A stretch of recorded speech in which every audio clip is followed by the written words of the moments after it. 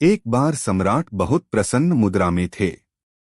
उन्होंने बीरबल से कहा, बीरबल, मुझे 4 मूर्ख दिखाओ जिनमें से प्रत्येक एक दूसरे से बड़ा मूर्ख हो। ठीक है, बीरबल ने उत्तर दिया। उसने देखा कि एक आदमी कपड़े की चादर से ढकी हुई एक ट्रे ले जा रहा है। वह इतनी तेजी से चल रहा था कि ऐसा लग रहा था कि वह बहुत जल्दी में है। बीरबल ने उससे पूछा, ट्रे में क्या है और तुम इतनी जल्दी में कहाँ जा रहे हो? लेकिन वह आदमी चलता रहा। बीरबल ने अपना प्रश्न दोहराया। उस आदमी ने कहा, सर, मेरी पत्नी ने मुझे तलाक दे दिया और 2 साल पहले दूसरे आदमी से शादी कर ली। उसने पिछले साल एक बच्चे को जन्म दिया। आज बच्चे का जन्मदिन समारोह है, इसलिए मैं समारोह के लिए मिठाई की यह ट्रे ले जा रहा हूं। बीरबल ने मन ही मन सोचा, मुझे कम से कम पहला मूर्ख तो मिल गया। आगे चलकर बीरबल को एक आदमी घोड़े पर सवार दिखाई दिया। उस आदमी ने अपने सिर पर लकड़ियों का ढेर रख लिया था। बीरबल उसकी मूर्खता देखकर आश्चर्यचकित हो गया। उसने कहा, यह क्या है? आदमी ने कहा, सर, यह मेरी पालतू घोड़ी है। वह पहले से ही मेरा बोझ उठा रही है और उसे अधिक बोझ से बचाने के लिए मैं इस लकड़ी के ढेर को अपने सिर पर उठा रहा हूं। बीरबल उसे भी अपने साथ ले गए। फिर तीनों राज दरबार में गए। वहां बीरबल ने बादशाह से कहा, महाराज, यहां 2 हैं। बेवकूफ बादशाह ने कहा, ठीक है, लेकिन बाकी 2 बेवकूफ कहाँ हैं? बीरबल ने कहा, वे यहीं हैं। आपका क्या मतलब है? सम्राट ने स्पष्टीकरण मांगा। यह बहुत आसान है, महाराज। क्या बेवकूफों की तलाश में अपना समय बर्बाद करना मूर्खतापूर्ण नहीं है? तो मैं तीसरा बेवकूफ हूं। और चौथा? सम्राट ने उत्सुकता से पूछा।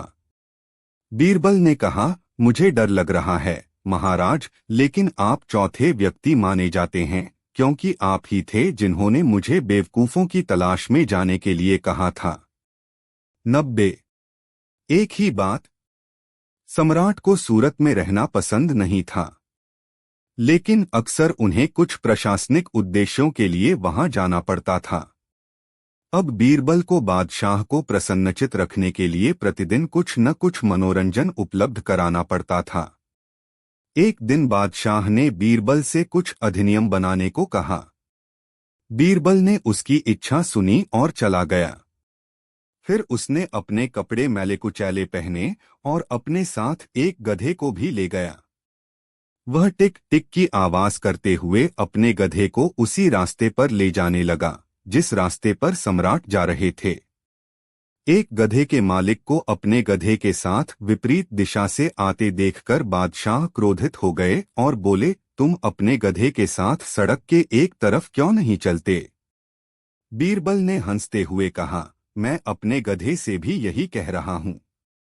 मैंने उससे ठीक से चलने के लिए कहा, क्योंकि एक और गधा विपरीत दिशा से आ रहा है।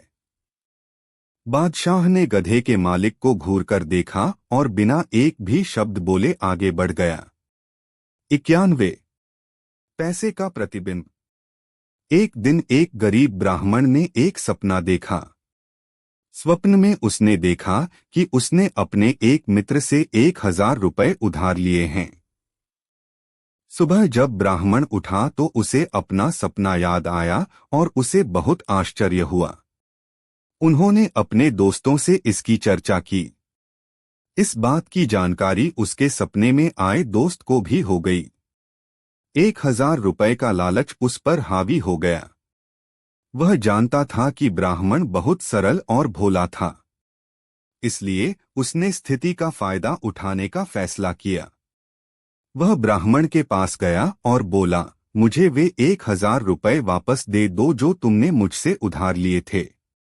पहले तो ब्राह्मण ने सोचा कि उसका मित्र शायद मजाक कर रहा है, लेकिन जब बात मारपीट तक पहुंच गई तो ब्राह्मण घबरा गया। उसके घर में एक भी पैसा नहीं था।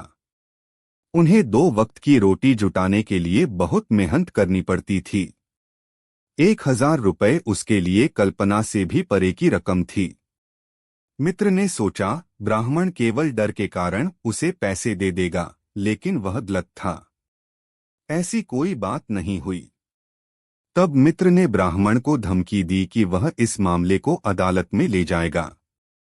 अगले दिन दोस्त ने ब्राह्मण के खिलाफ शिकायत दर्ज कराई और अदालत में अपना पैसा वापस दिलाने की गुहार लगाई। जज ने दोनों पक्षों की बात सुनी, लेकिन वह इससे कुछ नहीं कर सका क्योंकि ब्राह्मण ने गवाहों को भी अपने सपने के बारे में बताया था। अंत में न्यायाधीश ने मामले को शाही अदालत में भेज दिया। तब बादशाह अकबर ने बीरबल से मामला सुलझाने को कहा। बीरबल ने दोनों पक्षों की बात सुनी और एक पहरेदार को दरबार में एक बड़ा दर्पण लाने का आदेश दिया। इसके बाद बीरबल ने 100 रुपए के नोटों की एक गड्डी ली और उसे इस तरह रखा कि उसका प्रतिबिंब दर्पण में दिखाई दे। उपयुक्त व्यवस्था करने के बाद बीरबल ने ब्राह्मण और उसके दोस्त को बुलाया। उसने ब्राह्मण के मित्र से कहा, अब तुम अपने 1,000 रुपए ले सकते हो जो तुम्हें दर्पण में दिखाई दे रहे हैं। ब्राह्मण के मित्र ने आश्चर्य से पूछा, यह कैसे संभव है? यह तो मात्र पैसे का प्रतिबिंब है। तुम मजाक कर रहे होगे। बीरबल ने कहा, इसी तरह ब्राह्मण ने भी सपने में आपसे पैसे उधार लिए थे। वास्तव में पैसे न तो उधार लिए गए थे और न ही उधार दिए गए थे। फिर आप उससे असली पैसे क्यों मांग रहे हैं? यदि आप चाहते हैं तो आप इसे अपने सपने में उससे पुनर्प्राप्त कर सकते हैं। यह सुनकर मित्र ने शर्म से अपना सिर झुका लिया और अपना अपराध स्वीकार कर लिया। 92 आलसी पुरुषों की संख्या। एक दिन बीरबल से बातें करते करते अचानक बादशाह अकबर ने बीरबल से पूछा, बीरबल, हमारे शहर में कितने आलसी आदमी हैं? बहुत सारे हैं महामहिम। बीरबल, तो हमें कल शहर के सभी आलसी लोगों को दोपहर के भोजन के लिए आमंत्रित करना चाहिए। इस तरह हम उनकी सटीक संख्या का पता लगाने में सक्षम होंगे। जैसी आपकी इच्छा महाराज, बीरबल ने कहा और चला गया। अगले दिन हजारों लोग महल में आने लगे। इतनी बड़ी संख्या में आलसी लोगों को दोपहर के भोजन के लिए आते देखकर सम्राट को बहुत आश्चर्य हुआ। यह निश्चित रूप से उसकी अपेक्षा से परे था। उन्होंने बीरबल से पूछा, बीरबल, आप कैसे कह सकते हैं कि ये सभी आदमी आलसी हैं? कम से कम मैं ऐसा नहीं सोचता। आइए हम यह पता लगाने के लिए एक युक्ति सोचें कि क्या वे वास्तव में आलसी हैं।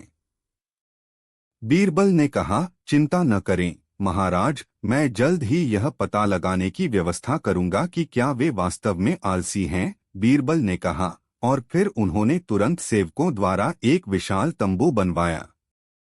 बाद में उन्होंने सभी आमंत्रित लोगों को दोपहर के भोजन के लिए उस तंबू में बैठने के लिए कहा। जब सब लोग शांत हो गए तो बीरबल ने चुपचाप तंबू में आग लगा दी। आग देखकर आमंत्रित अधिकांश लोग घबरा गए और इधर-उधर भागने लगे। जल्द ही तंबू लगभग खाली हो गया, लेकिन फिर भी 2 आदमी तंबू में जमीन पर लेटे हुए बैठे थे। वे एक दूसरे से बातचीत करने में व्यस्त थे। वे पाने में भी बहुत आलसी थे। उठो और जलते हुए तंबू से बाहर भागो। बीरबल ने उनकी ओर इशारा करते हुए बादशाह अकबर से कहा, महाराज, जैसा कि आप देख सकते हैं, केवल ये 2 आदमी ही वास्तव में आलसी हैं। सम्राट ने उन्हें प्रसन्नतापूर्वक देखा और जैसा कि पहले निर्णय लिया था, उन्होंने उन्हें आनंद लेने के लिए बढ़िया दोपहर के भोजन की पेशकश की। 93 चलती गाजर। एक बार सम्राट अकबर को लंका के राजा से एक पत्र मिला। पत्र का पाठ था, हमें कुछ गाजरें चाहिए जो चल फिर सकें। यदि आप हमें इनमें से कुछ भेज सकें तो हम आभारी होंगे। पत्र को अदालत में जोर से पढ़ा गया। पत्र की बात सुनकर सभी दरबारी हंस पड़े, लेकिन कोई यह नहीं बता पा रहा था कि वह अजीब मांग कैसे पूरी होगी। गाजर जमीन के अंदर मिट्टी में उगती है और मजबूती से जमीन से चिपकी रहती है। गाजरों को कैसे चलने फिरने लायक बनाया जा सकता है?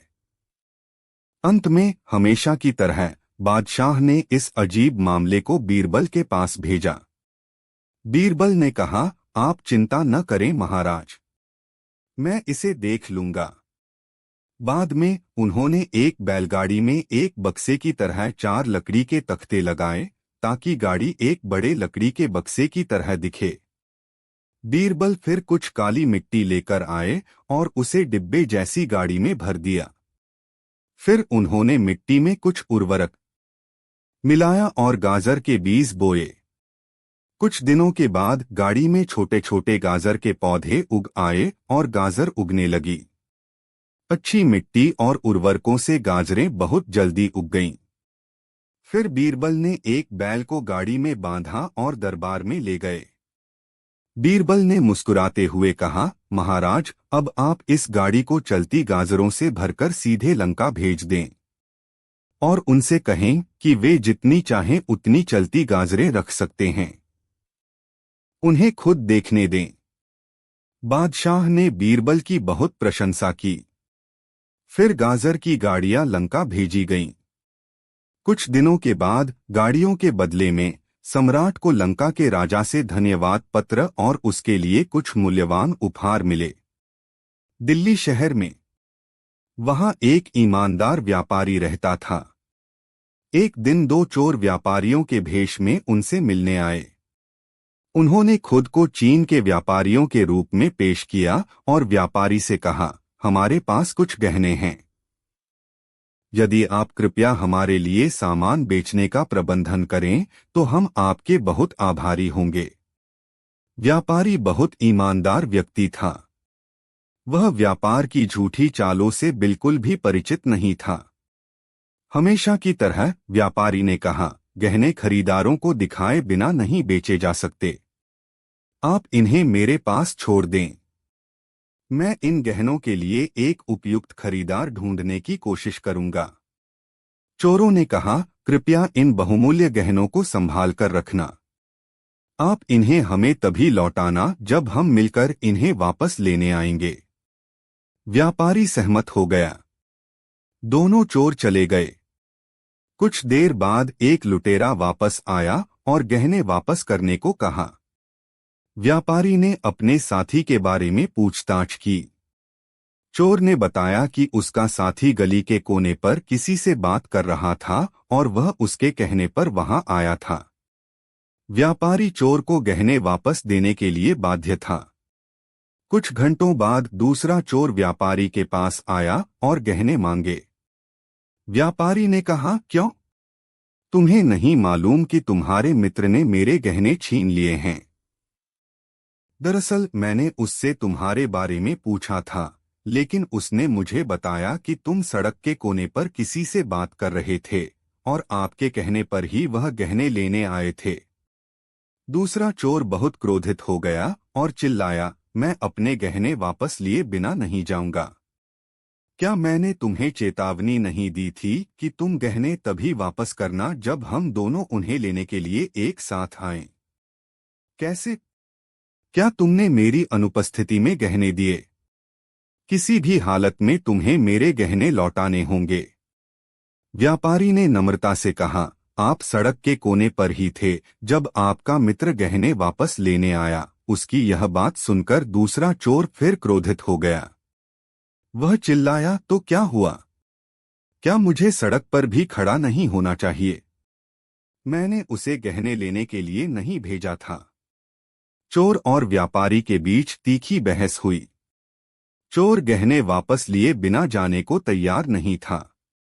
जब उसे लगा कि गहने वापस मिलने की कोई उम्मीद नहीं है, तो उसने व्यापारी को धमकाना शुरू कर दिया और कहा, या तो तुम मेरे गहने वापस करो या इसकी कीमत चुकाओ। व्यापारी ने कहा, जो चाहो करो। जो चीज मैंने चुराई ही नहीं, उसकी कीमत मैं क्यों चुकाऊं? अंततः चोर बादशाह के पास गया और न्याय की गुहार लगाई। हमेशा की तरह बादशाह ने मामला बीरबल को सौंप दिया। बीरबल ने व्यापारी को बुलाया और उससे तथ्यों की जानकारी ली। वह जल्द ही समझ गया कि चोर व्यापारी को धोखा देने की कोशिश कर रहा था। उसने चोर को बुलाया और कहा, तुम्हें और तुम्हारे दोस्त दोनों को अपने गहने वापस लेने के लिए व्यापारी के पास आना था। फिर तुम्हारा दोस्त कहाँ है? अगर तुम अपना मामला सुलझाना चाहते हो तो अपने दोस्त को लाओ। लेकिन दूसरे चोर के लिए अपने दोस्त को दरबार में लाना संभव नहीं था। इसलिए उसने अपना सिर नीचे कर लिया और अदालत से भागने की कोशिश की। इंतजार, बीरबल चिल्लाया, मैं तुम्हें दरबार में झूठी अपील के लिए 100 कोड़े की सजा देता हूं। 95 त्याग का पहला कदम। एक बार सम्राट टहलने के लिए निकले। रास्ते में उसकी मुलाकात उसके जीजा से हुई। कानून जो 6 महीने पहले अपने घर से भाग गया था। उसके बहनोई ने बादशाह से कहा, सर, क्या आप मुझे चिलम के बदले तंबाकू दे सकते हैं? बादशाह को आश्चर्य हुआ क्योंकि उसके बहनोई ने तंबाकू खाने की आदत छोड़ दी थी। सम्राट ने उससे कहा, लेकिन बहुत पहले तुमने दोबारा धूम्रपान न करने की शपथ ली थी। बादशाह के बहनोई ने हंसते हुए उत्तर दिया, हाँ महाराज, मैं बलिदान के पहले कदम पर हूँ। इन दिनों मैं अपने पैसे से तंबाकू नहीं खा रहा हूँ। सम्राट उसके हाजिर जवाब पर मुस्कुराए। 96 सम्राट का तोता। एक बार एक फकीर बादशाह के दरबार में आया। वह अपने साथ एक सुंदर तोता लाया था। उसने इसे सम्राट के सामने पेश किया। सम्राट को तोता बहुत पसंद आया। उसने पक्षी की देखभाल के लिए विशेष रूप से एक नौकर नियुक्त किया। यहाँ देखो, सम्राट ने उसे चेतावनी दी, पक्षी की उचित देखभाल करना, उसे नियमित रूप से खाना खिलाना। मुझे आकर यह मत बताना कि वह बीमार है या वह मर गया है। यदि तुम मेरे पास कोई बुरी खबर लेकर आओगे तो मैं अपना सिर काट लो। नौकर ने पक्षी की बहुत अच्छी देखभाल की। फिर भी एक दिन तोता बिना किसी बीमारी के मर गया। नौकर घबरा गया। उसने मन ही मन सोचा, अगर मैं जाकर सम्राट को बता दूं कि तोता मर गया है तो मैं खुद भी कुछ ही समय में मर जाऊंगा। यहाँ तक कि 21:07 सुबह के 10:28 सुनील कुशवाहा 7318 अगर मैं उसे अभी नहीं बताऊंगा तो निश्चित ही किसी दिन उसे इसके बारे में पता चल जाएगा। तब भी सजा मौत ही होगी। अब मैं क्या करूं? उसे समझ नहीं आ रहा था कि क्या करे। फिर वह बीरबल के पास गया और उसे बताया कि क्या हुआ था। बीरबल ने उससे कहा कि चिंता मत करो। फिर वह स्वयं सम्राट के पास गया। महाराज, आपका तोता। बीरबल ने अपना वाक्य पूरा नहीं किया। मेरा तोता, सम्राट चिल्लाया। उसे क्या हुआ? कुछ खास नहीं महाराज, लेकिन वह मुझे तुरंत बताओ, बीरबल, बादशाह ने अधीरता से कहा। क्या वह मर गया है? नहीं नहीं महाराज, आपका तोता तो महान सन्यासी बन गया है। वह अपनी पीठ के बल लेटा हुआ है, उसकी आंखें बंद हैं, वह आकाश की ओर है। तो फिर तुम यह क्यों नहीं कहते कि तोता मर गया? बादशाह बीरबल पर चिल्लाए। अगर आप चाहें तो ऐसा कह सकते हैं महाराज, लेकिन मैं कैसे कह सकता हूं? बीरबल ने उत्तर दिया। क्योंकि मुझे लगता है कि वह प्रार्थना कर रहा है। सम्राट ने कहा, आइए हम चलें और उसे देखें। बीरबल उसे तोते के पिंजरे के पास ले गए। बादशाह ने देखा तोता मर गया था। बीरबल, तुम बहुत बुद्धिमान समझे जाते हो, बादशाह ने कहा। लेकिन मुझे यह देखकर आश्चर्य हो रहा है कि आप मरे हुए और जीवित तोते के बीच अंतर करने में भी सक्षम नहीं हैं। आपने मुझे यह क्यों नहीं बताया कि तोता मर गया है? मैं ऐसा कैसे कर सकता हूँ? महामहिम बीरबल ने उत्तर दिया। अगर मैंने तुम्हें बताया होता कि तुम्हारा पालतू तोता मर गया है तो तुम मेरा सिर काट लेते। अब बादशाह को अपनी बात याद आई। उन्होंने नौकर को तोते की जिम्मेदारी देते हुए कहा था, अगर तुम तोते की मौत की खबर लेकर आओगे तो तुम्हारा सिर काट दिया जाएगा। सम्राट मुस्कुराया। ओह बीरबल, तुम सचमुच चतुर हो, उसने कहा। 97। दो महिलाएं। दिल्ली शहर में एक ही इमारत में दो महिलाएं रहती थीं। हालांकि वे एक दूसरे के प्रति काफी मित्रतापूर्ण थे, लेकिन उनके व्यवहार में शायद ही कोई समानता थी। उनमें से एक महिला बहुत दयालु और ईमानदार थी, जबकि दूसरी बहुत कुटिल, गुस्सैल और झूठी भी थी। वह हमेशा अपने अच्छे पड़ोसी को कम आंकती थी। फिर भी दूसरी महिला ने उसकी बुराइयों को नजरअंदाज किया और कभी गुस्सा या चिढ़ नहीं हुई। इससे कुटिल महिला ने उसे और अधिक चिढ़ाने की कोशिश की। एक दिन कुटिल स्त्री को अपने बेटे पर इतना गुस्सा आया कि उसने उसे पीट पीट कर मार डाला। बाद में उसे अपनी भयानक गलती का एहसास हुआ और उसने अपने बेटे के शव को छुपाने के बारे में सोचा। अंत में उसने अपने मृत बेटे को उठाया और चुपचाप उसके शव को अपने पड़ोसी के कमरे में रख दिया। फिर वह बादशाह के दरबार में गई और अपनी शिकायत की। पड़ोसी ने उसके बेटे को मार डाला था। बीरबल ने उसकी बात ध्यान से सुनी। तब उसने उस दयालु स्त्री को बुलाया और उससे कहा, इस स्त्री ने अदालत से अपील की है कि तुमने उसके बेटे को मार डाला है। क्या यह सच है? दयालु महिला ने धीरे से उत्तर दिया, महाराज, किसी और ने उस मासूम बच्चे को मार डाला है और शव को मेरे घर में डाल दिया है। मैं इसके बारे में कुछ नहीं जानती। मुझे बस इतना ही कहना है और बाकी आपके हाथ में है।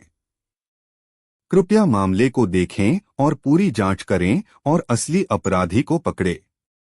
बीरबल ने दोनों महिलाओं को दरबार में रुकने के लिए कहा। फिर उसने अपने गार्डों को उनके बारे में और जानकारी इकट्ठा करने के लिए भेजा। गार्ड उसी मोहल्ले के लोगों के पास गए जहां ये दोनों महिलाएं रहती थीं। गार्ड ने इन दोनों महिलाओं के बारे में पूछताछ और जानकारी जुटानी शुरू कर दी। उन्हें पता चला कि जिस महिला पर हत्या का आरोप लगाया गया था वह वास्तव में बहुत दयालु और सौम्य थी, और जिस स्त्री ने उस पर दोष लगाया था वह बड़ी दुष्ट और दुष्ट थी। जब बीरबल को यह पता चला तो उसने सच्चाई का पता लगाने के लिए एक योजना बनाई। उसने दयालु महिला को बुलाया और कहा, अपने सारे कपड़े उतारकर उस कोने में खड़ी हो जाओ, अगर तुमने बच्चे को नहीं मारा है। दयालु महिला ने विनम्रता से उत्तर दिया, महाराज, मुझे परवाह नहीं है कि मैं कल के बजाय आज मर जाऊं। मैं बेशर्मी और अपमान की मौत से नहीं डरती। तभी बीरबल ने उस दुष्ट औरत को बुलाया और कहा, अगर तुम्हें सच में पूरा यकीन है कि इस औरत ने तुम्हारे बेटे को मार डाला है तो तुम अपने सारे कपड़े उतार दो और उस कोने में खड़ी हो जाओ। लेकिन उसे आश्चर्य हुआ कि दुष्ट महिला ने तुरंत कपड़े उतारना शुरू कर दिया। यह देखकर बीरबल क्रोधित हो गए और उन्हें कपड़े उतारने से रोक दिया। वह समझ गया कि वह वही है जिसने अपने ही बेटे को बेरहमी से मार डाला है। बुरी तरह पीटे जाने के बाद ही उसने अपना अपराध कबूल किया। सम्राट भी उससे बहुत क्रोधित था। उसने उसे कैद कर लिया और उस दयालु महिला को पूरे सम्मान के साथ रिहा कर दिया। पड़ोसी ने उसके बेटे को मार डाला था। बीरबल ने उसकी बात ध्यान से सुनी। तब उसने उस दयालु स्त्री को बुलाया और उससे कहा, इस स्त्री ने अदालत से अपील की है कि तुमने उसके बेटे को मार डाला है। क्या यह सच है? दयालु महिला ने धीरे से उत्तर दिया, महाराज, किसी और ने उस मासूम बच्चे को मार डाला है और शव को मेरे घर में डाल दिया है। मैं इसके बारे में कुछ नहीं जानती। मुझे बस इतना ही कहना है और बाकी आपके हाथ में है। कृपया मामले को देखें और पूरी जांच करें और असली अपराधी को पकड़े। बीरबल ने दोनों महिलाओं को दरबार में रुकने के लिए कहा। फिर उसने अपने गार्डों को उनके बारे में और जानकारी इकट्ठा करने के लिए भेजा। गार्ड उसी मोहल्ले के लोगों के पास गए जहां ये दोनों महिलाएं रहती थीं। गार्ड ने इन दोनों महिलाओं के बारे में पूछताछ और जानकारी जुटानी शुरू कर दी। उन्हें पता चला कि जिस महिला पर हत्या का आरोप लगाया गया था वह वास्तव में बहुत दयालु और सौम्य थी, और जिस स्त्री ने उस पर दोष लगाया था वह बड़ी दुष्ट और दुष्ट थी। जब बीरबल को यह पता चला तो उसने सच्चाई का पता लगाने के लिए एक योजना बनाई। उसने दयालु महिला को बुलाया और कहा, अपने सारे कपड़े उतारकर उस कोने में खड़ी हो जाओ अगर तुमने बच्चे को नहीं मारा है। दयालु महिला ने विनम्रता से उत्तर दिया, महाराज, मुझे परवाह नहीं है कि मैं कल के बजाय आज मर जाऊं। मैं बेशर्मी और अपमान की मौत से नहीं डरती। तभी बीरबल ने उस दुष्ट औरत को बुलाया और कहा, अगर तुम्हें सच में पूरा यकीन है कि इस औरत ने तुम्हारे बेटे को मार डाला है तो तुम अपने सारे कपड़े उतार दो और उस कोने में खड़ी हो जाओ। लेकिन उसे आश्चर्य हुआ कि दुष्ट महिला ने तुरंत कपड़े उतारना शुरू कर दिया। यह देखकर बीरबल क्रोधित हो गए और उन्हें कपड़े उतारने से रोक दिया। वह समझ गया कि वह वही है जिसने अपने ही बेटे को बेरहमी से मार डाला है। बुरी तरह पीटे जाने के बाद ही उसने अपना अपराध कबूल किया। सम्राट भी उससे बहुत क्रोधित था। उसने उसे कैद कर लिया और उस दयालु महिला को पूरे सम्मान के साथ रिहा कर दिया। 98 बीरबल मिल गया। एक बार किसी छोटी सी बात पर बादशाह और बीरबल के बीच तीखी बहस हो गई। बादशाह ने दरबार में बीरबल के प्रवेश पर प्रतिबंध लगा दिया। बीरबल दिल्ली छोड़कर किसी दूसरे शहर में रहने चले गए। लेकिन कुछ समय बाद सम्राट को उनकी कमी महसूस होने लगी। अदालत। उन्होंने बीरबल का पता लगाने की सोची, लेकिन जैसा था इतना आसान नहीं। सम्राट ने सावधानी पूर्वक योजना बनाई। उसने पूरे राज्य में घोषणा की, मैं उस आदमी को बड़ा इनाम दूंगा जो न तो छाया में खड़ा होगा और न ही सूरज की रोशनी में, और जिसके मन में भोजन की कभी न मिटने वाली भूख होगी। प्रत्येक नगर और गांव में घोषणा करा दी गई। बीरबल को भी इस इनाम के बारे में पता चला। उन्होंने एक चतुर ग्रामीण व्यक्ति को दरबार में चलने को कहा। उसने उसे यह भी समझाया कि सम्राट द्वारा पूछे गए प्रश्नों का उत्तर कैसे देना है। तब बीरबल ने उसे एक बड़ी खाट दी और कहा, इसे अपने सिर पर रखकर महल में जाना और जाते समय कुछ मुरमुरे खाते रहना। जब आप अदालत में हो तो मेरे निर्देशों के अनुसार प्रत्येक प्रश्न का उत्तर दें। तदनुसार ग्रामीण व्यक्ति ने खाट अपने सिर पर रखी और दिल्ली स्थित शाही महल में चला गया। इस बीच वह कुछ मेवे और मुरमुरे खा रहे थे। ऐसे मजाकिया आदमी को देखकर गार्ड ने उसे रोका। लेकिन जब उसने कहा कि उसके पास इनाम लेने के लिए अनाज है, जैसा कि सम्राट ने घोषणा की थी, तो उसे अंदर जाने की अनुमति दी गई। वह उसी प्रकार राजदरबार में दाखिल हुआ। ऐसा मजाकिया किरदार देखकर बादशाह ने कहा, तुम कौन हो? मैं एक आदमी हूं, उसने जवाब दिया। ओह, मैं समझ गया। फिर ऐसा क्यों है कि आप अपने सिर पर खाट लेकर घूम रहे हैं? सम्राट ने पूछा। उसने कहा, महाराज, यह आपकी घोषणा थी कि आप ऐसे व्यक्ति को इनाम देंगे जो न तो छाया में होगा और न ही धूप में। इसलिए मैंने अपने सिर पर एक खाट रख ली है। मैं न तो छाया में हूं और न ही सीधे धूप में। फिर उसने अपना मुंह मुरमुरे से भर लिया। बादशाह ने कहा, यह क्या है? तुम दरबार में क्यों खा रहे हो? उसने कहा, महाराज, यह गतिविधि भी आपकी घोषणा से संबंधित है। मैं खा तो रहा हूं, फिर भी मेरी भूख नहीं मिट रही है। यह सुनकर सम्राट ने जिज्ञासा से कहा, बताओ तुम्हें यह सब किसने सिखाया? महाराज, 1 महीने पहले एक अजनबी हमारे गांव में आया था। उसने ही मुझसे कहा था कि इस तरह से काम करो और तुम्हारे द्वारा घोषित इनाम पाओ, ग्रामीण ने कहा। बादशाह तुरंत समझ गए कि अजनबी कौन होगा। वह खुशी से चिल्लाए, मुझे बीरबल मिल गया। फिर उसने गांव के उस आदमी को अच्छा इनाम दिया। उन्होंने बीरबल को पूरे शाही सम्मान के साथ वापस लाने के लिए अपने दूत उसके गांव भेजे।